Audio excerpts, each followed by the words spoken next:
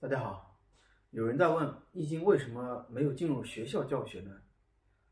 其实这是一个伪命题，这种说法根本就是不对的。在全国各地有一些甚至是全国顶尖学校985、211，他们就开设有易经课程，可以直接得到学分。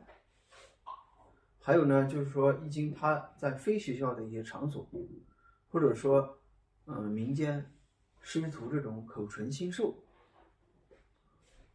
同时，易经它没有进入学校教学，就算它没进，那么它在民间流传，这也是易经的一种传播方式。